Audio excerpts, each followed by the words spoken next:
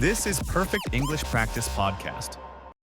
Unlock your potential with episodes designed to boost your English fluency through practical advice, real-world conversations, and cultural understanding.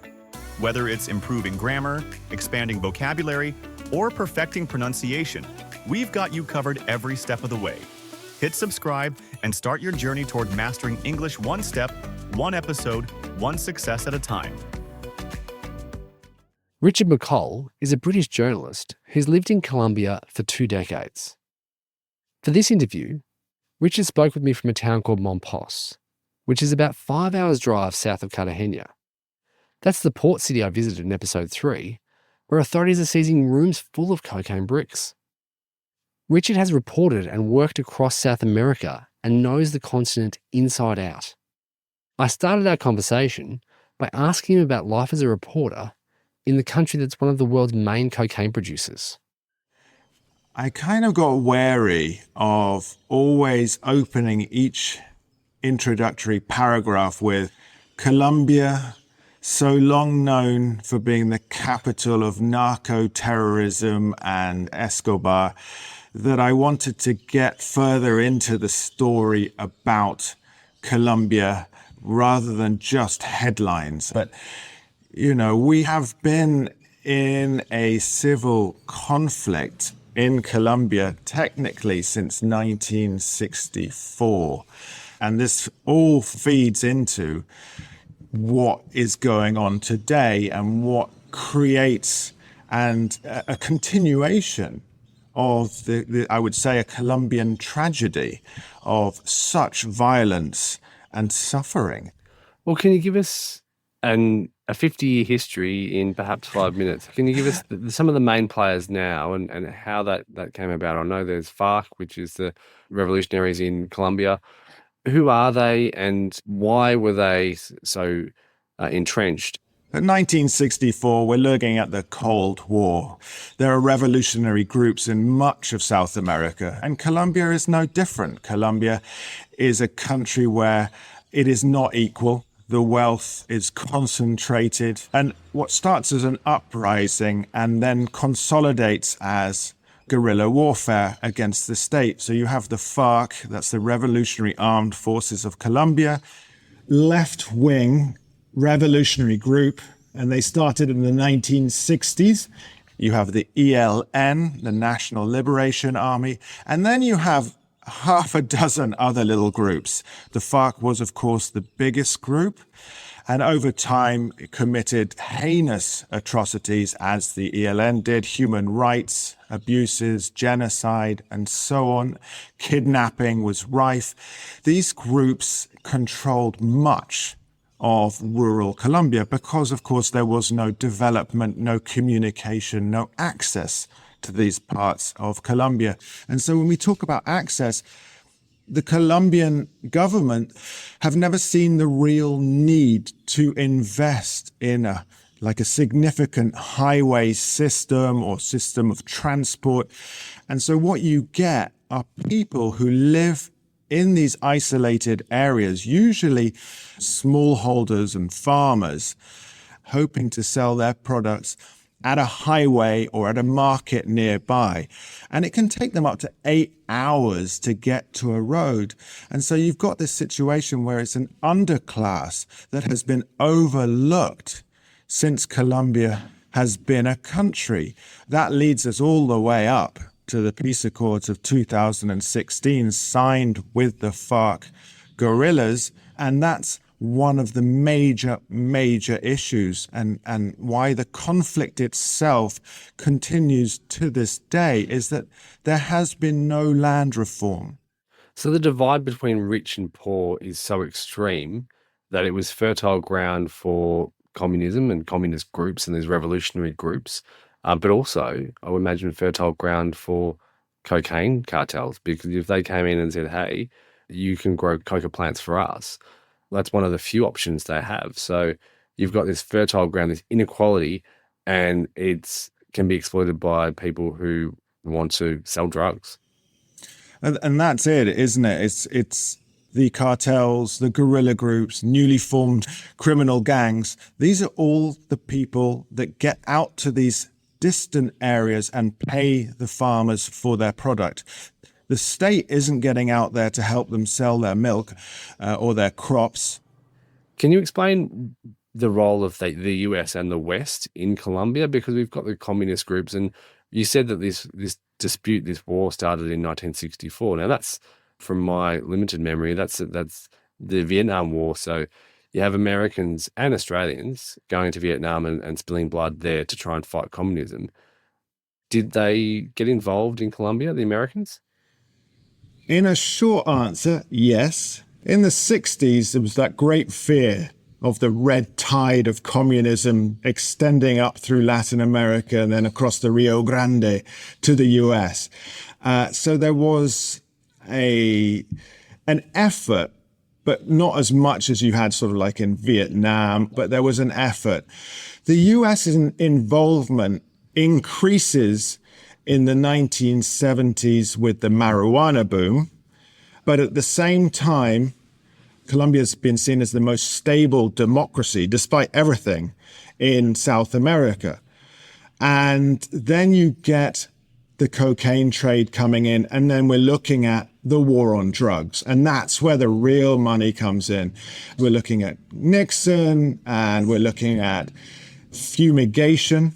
We're looking at US advisors on the ground.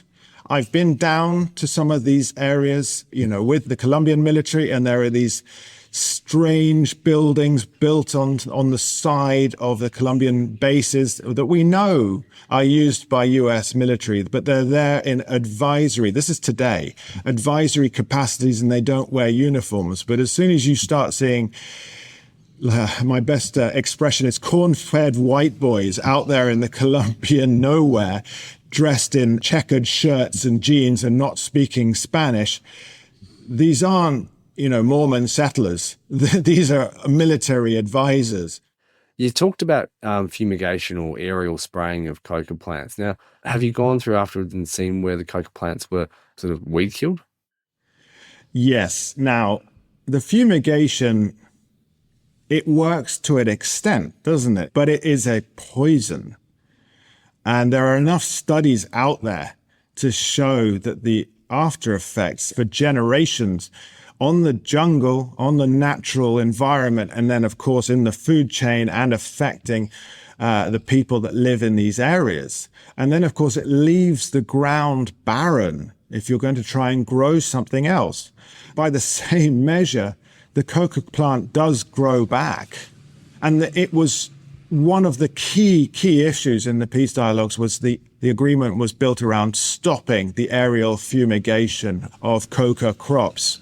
And that was agreed to very quickly by the government of President Santos, who was the president in Colombia at the time. The subsequent government, so the last one here in Colombia, President Duque, they really wanted to reintroduce it. But fortunately, there was just such a national outcry, and I think a constitutional court ruled it as illegal because of the effects it has on local communities.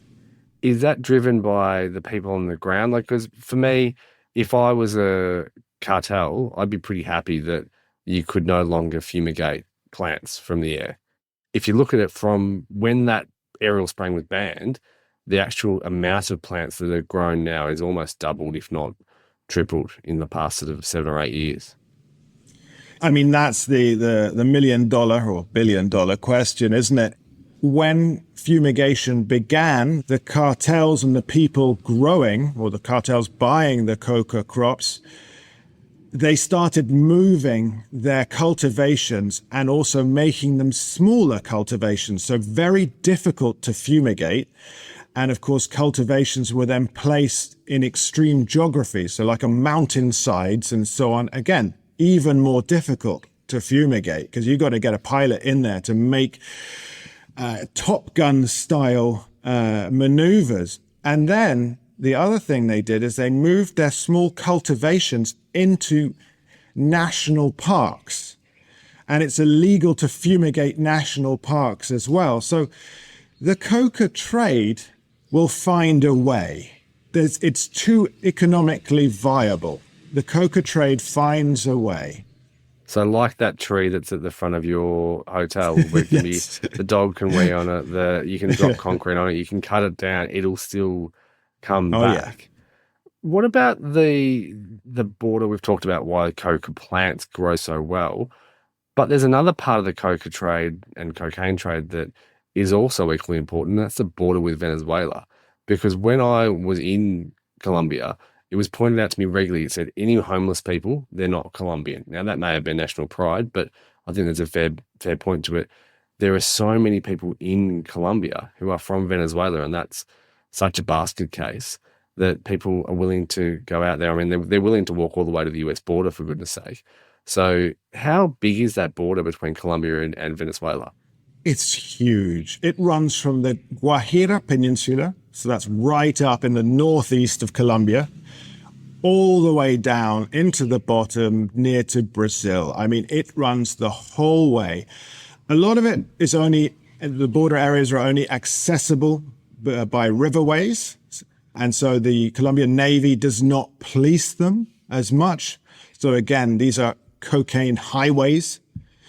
In a small area beside the border city of Cucuta in Colombia, I know for a fact that in a space of a couple of kilometers, there are more than 20 trochas, that's illegal crossing points, from the Venezuela and Colombia border to get people across. We're talking, less than every 100 meters, every set of 75 meters. One of them will be controlled by a guerrilla group, another one will be controlled by a newly formed illegal gang. And so you pay a wage, a small fee to get through, and you're through. The authorities or the military in Venezuela get their cut. Let's be entirely honest. Corruption pervades all levels of society, not only in this region, but let's just look at Venezuela. And that allows the coca paste, the cocaine product, to get all the way out to the ports in Venezuela and to leave. And this is what has created a lot of upturn in violence in Jamaica, because cocaine that comes out of Venezuela, a lot of it goes up via Haiti. But there's also another border. Let's look at the southern border with Ecuador. And Ecuador has been in the news in the last few months because it was seen as the country that defied all odds as being a peaceful country, sandwiched between the two major coca producing countries of Peru and Colombia.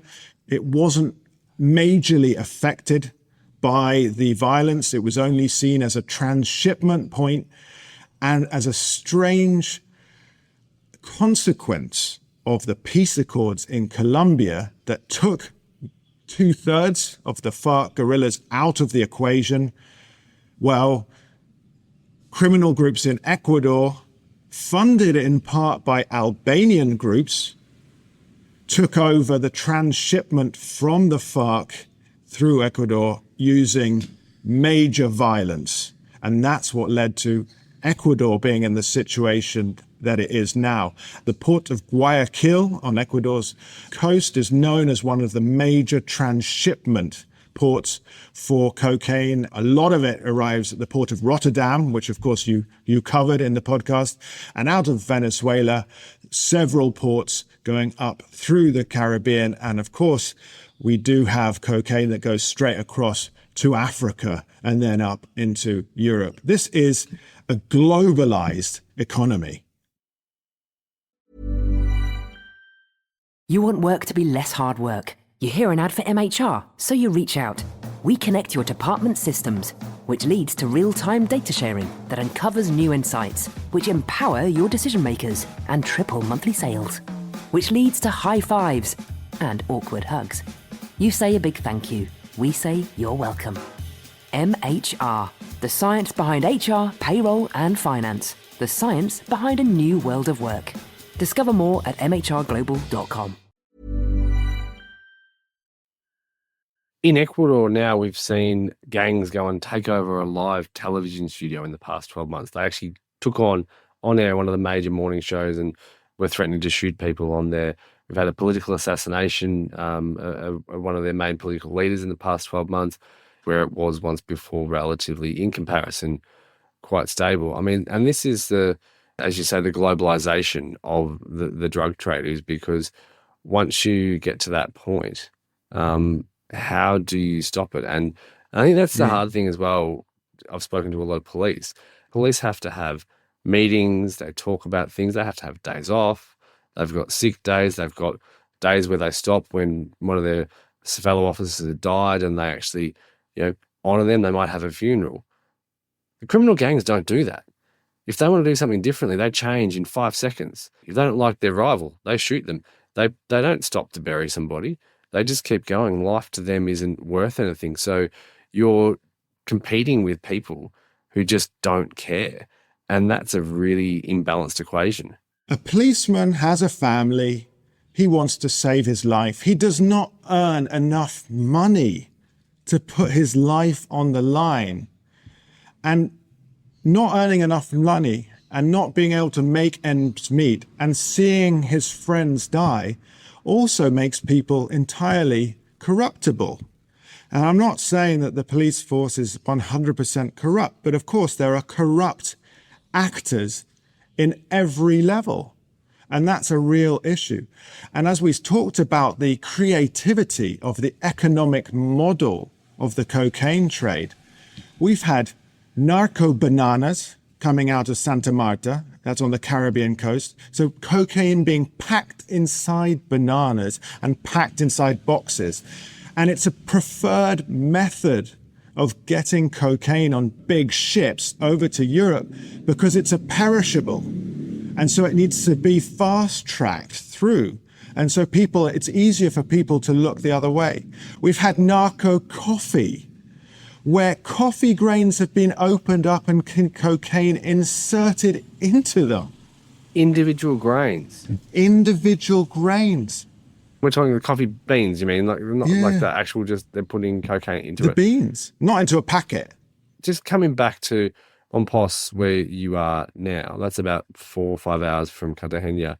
Can you tell us about when some of the cocaine was actually seized? So even when the police and the authorities do a good job in Colombia, how hard is it? What happened when the police seized a fair amount of cocaine and was in Cartagena? What happened there? Yeah, there was a big seizure some years ago, a container full of cocaine, and the authorities got it. And so it was being held at the port under police watch up there in Cartagena, and it was tons. Well, the cartel came in, they knew the hour, or they paid people off to walk away. There was only one person guarding it when they came up. Whoever that was, the poor man lost his life. They killed him, stole the product back, put it into several smaller trucks and vehicles, and drove it south over roads. The road checkpoints were paid off beforehand because we have checkpoints. This is Colombia. We're still a nation in conflict. There are checkpoints. They went off to their lunchtimes at these times, the trucks would go through. And then when you used to come down to near to where Mompos is, we didn't have any bridges. We now have bridges. They've been built. We just had, and I'm sure you have them in Australia, and I know I've seen them in the US, just sort of like barges. Almost like homemade barges where your truck drives up onto it and they almost have just got an outboard motor and a punt, and they just sort of push it across a river and then you drive off again. Well, the trucks came up, they drove onto the barges, and they paid every single one of these boat drivers to go home for the day. So they paid them a day's wage and more, and they left all of the barges on the other side of the river. So the military chasing this product suddenly couldn't get across the river. So they were stuck. The military was stuck on one side of the river. And then out here, it's huge farms, huge areas. And for the government to then sort of, let's say, deploy the airplanes or radars or what have you, this takes time. You don't just scramble them. So they just drove these trucks off into farms, into warehouses, and hid them there until the dust settles. And then we're able to take it back up to whichever port. It's kind of this was Keystone cocaine that Cops. was stolen. This was cocaine that was seized by the police. It's gone to Cartagena, and then it's been taken back, and then it still got out. it raises the other question, which we've talked a little bit about in the podcast, not a great deal, but we have had some questions about it in our bonus episode. Listeners got in touch with questions, and one thing that came up a lot was legalization. Basically, if we were to legalize cocaine, would that be the silver bullet to stop all the bloodshed associated with the trade? Where do you sit on this?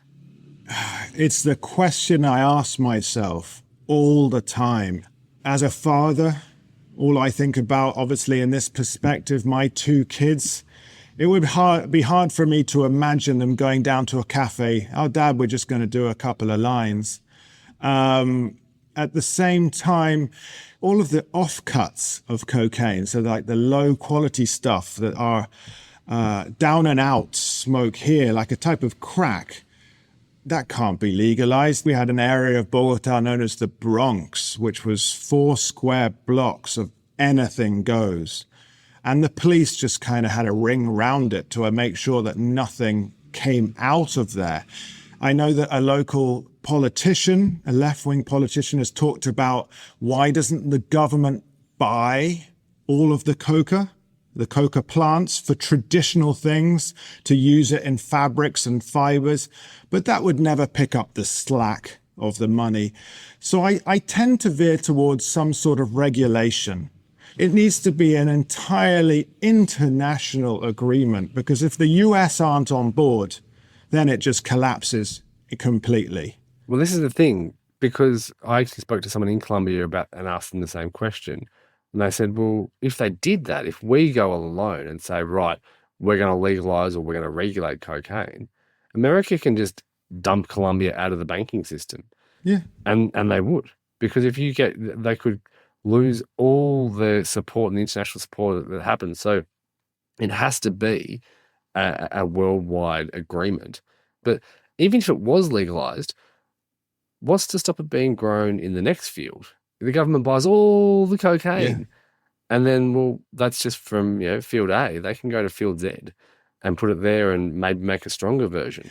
There was an experience I had on the Colombian Pacific coast where a whole society was entirely altered by the cocaine trade. And this is not a single case. This is other cases as well.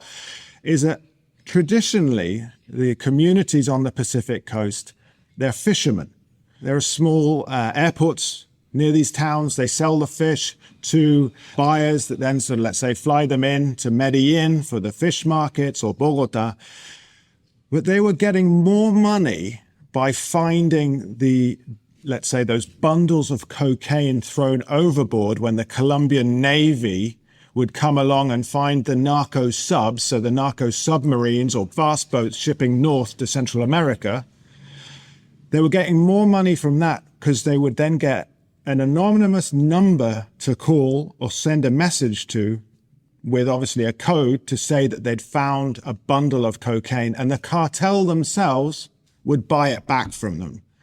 So you'd see people living in abject poverty, fishermen, but suddenly they had 50-inch TVs and a sound system to rival a nightclub, because that's where the money got spent. But this changed society because the airplanes going to Medellin or Bogota with the fresh fish were no longer going with the fresh fish. When they returned to go, Medellin back to these towns, normally they would take things to stock up the pharmacies. Well, now the planes weren't traveling because they weren't returning with anything. So that then the pharmacies were running out of the medicines. And you started seeing people like the schizophrenics wandering around town because they weren't getting their medicines. And at the same time, women, the traditional communities, got tired of never having any fish to prepare for their families. So the whole society flipped, whereas men would go out looking for the bundles of cocaine thrown overboard, and women would start fishing, which is not traditionally a women's job, to ensure that the whole economic model once again returned to how it was previously. I mean, there are stories like this all over Colombia. There are parts of the country where selling cocaine paste was legal tender. So when you had cocaine paste, you would pay your doctor's visit with cocaine.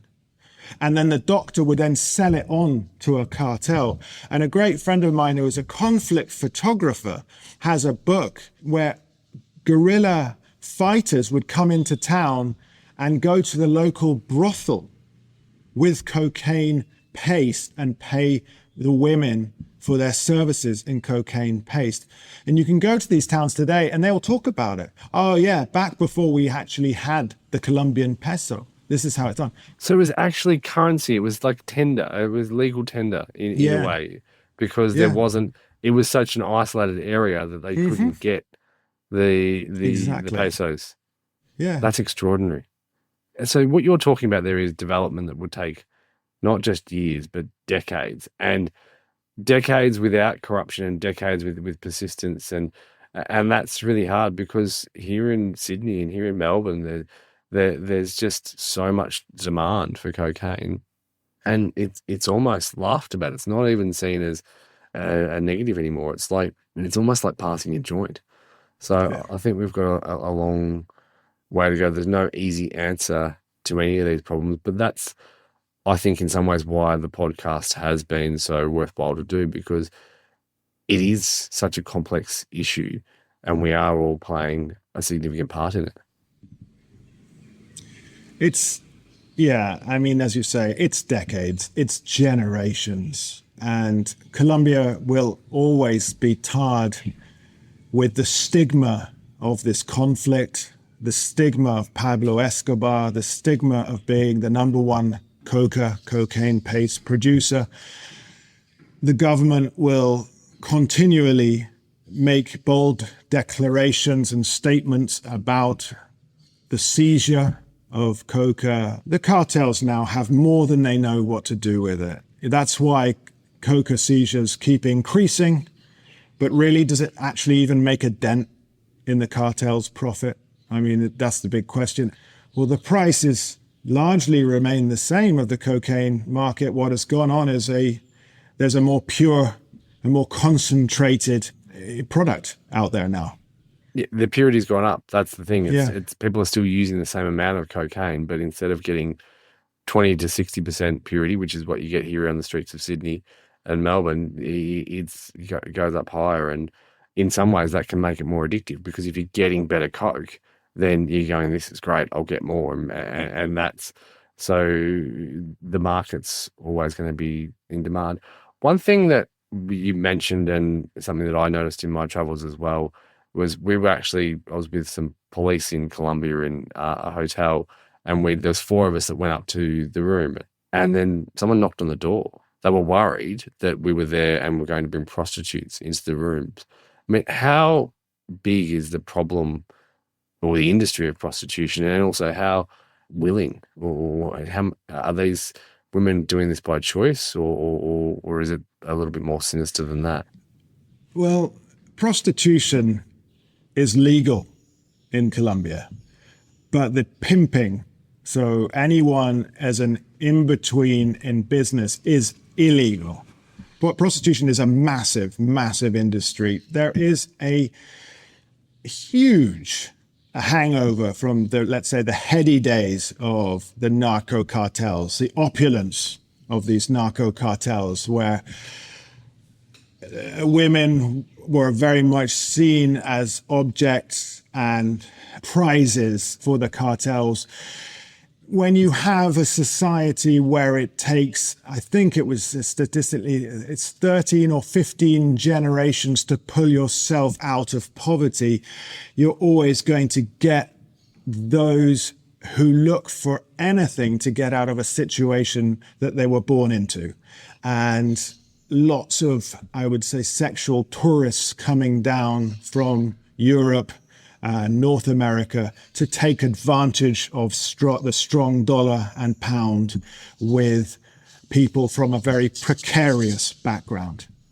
And this is a bleak way to sort of end it, but it's also reality, because if you think about it, you've got people coming in with the strong dollar, the strong pound, to be sex tourists. And that, in a way, is a sort of paradigm for what's happening with the cocaine trade, where the rich people in the West, in America, in the UK, in Australia, they're using their dollar. They're not directly going there to actually participate.